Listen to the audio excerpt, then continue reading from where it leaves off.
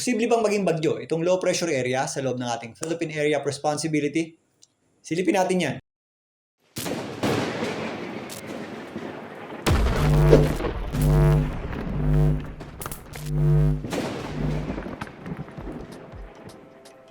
Welcome po muli sa Philippine Weather Trivia. Again, para po sa mga bago sa channel na to, ako nga pala si Alvin Pura, isang meteorologist at ang inyong weather tito.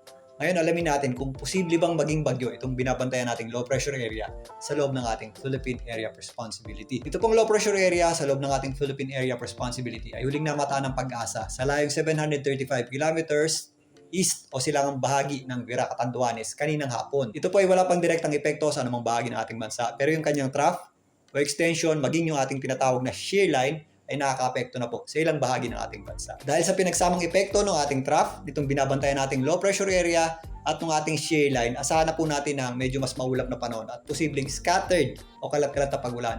Or minsan, meron din po yung mga thunderstorms. Dito po sa general area ng Bicol region, kasama na po dyan ang ilang parts ng Mimaropa, maging dito sa western section ng Visayas. Posible rin po ang mga scattered o kalat-kalat na pagulan at thunderstorms dito sa hilagang bahagi ng Eastern Visayas. Mas maliwalas naman ang panahon natin sa natitirang bahagi ng Visayas at malaking bahagi ng Mindanao. Pero posible pa rin po yung mga localized na pagulan o thunderstorms na nangyayari tuwing hapon o gabi. Generally, fair weather naman tayo dito sa Metro Manila at asahan na rin po natin ang malamig na gabi at madaling araw dahil sa ating amihan o northeast monsoon. Ganon din po ang ating aasahang panahon sa malaking bahagi ng Luzon.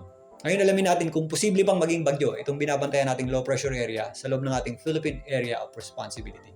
Kung papansinin natin itong ating satellite image, ito po yung ating low pressure area. Nakikipagbanggaan na po yan o nagiging parte na yan ng ating tinatawag na shear line. Itong ating shear line ay ang banggaan ng ating amihan o northeasterly na hangin at yung easterly na hangin natin na hinihila naman o papunta dito sa ating low pressure area. Since tumatama na yung ating amihan dito sa ating binabantayang low pressure area, nag-i-introduce po ito ng cold at drier air. Maliban dyan, malakas din yung ating tinatawag na vertical wind shear o yung hangin sa mataas na bahagi ng ating atmosphere na humihinder o pumipigil sa paglakas ng isang sama ng panahon. Dahil po sa aking mga nabanggit, sa ngayon mababa po ang tsansa maging bagyo itong ating binabantayang low pressure area. So narito muli ang tropical cyclone threat potential ng Pag-asa. Ito pong color yellow na malapit sa ating landmass o kalupaan, yan na po yung ating binabantayang low pressure area. Ayon sa Pag-asa, mababa po ang tsansa nitong maging isang ganap na bagyo. Ito namang mas malayo ay nasa low hanggang medium chance ang probability na maging isang ganap na bagyo. Pero ito po ay napakalayo naman sa anumang bahagi ng ating kalupaan or landmass. After November 5, pinapakita dito na meron tayong mga posibleng mabuong sirkulasyon dito sa eastern section na malapit sa ating bansa sa loob ng ating Philippine Area of Responsibility. At meron ding mga posibilidad na mabuong sirkulasyon dito naman sa general area ng Guam na medyo malayo sa ating landmass. Pero again, ito pong after November 5 ay medyo malawak pa ang discrepancy niyan dahil medyo malayo pa yan sa araw ng pagtaya. So narito naman ang ensemble forecast ng GFS para sa 92 WNPS, yung ating binabantayan ngang low pressure area.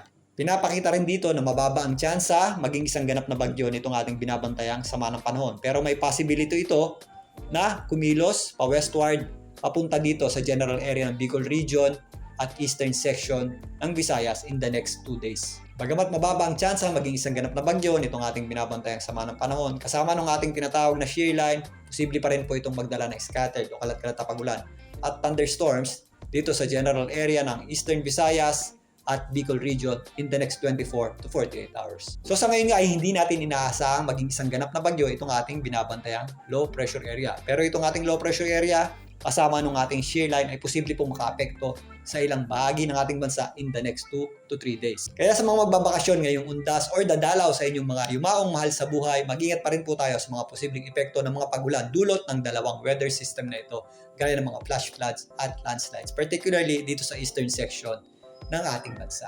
Muli, ito po ang inyong weather tito para sa Philippine Weather Trivia.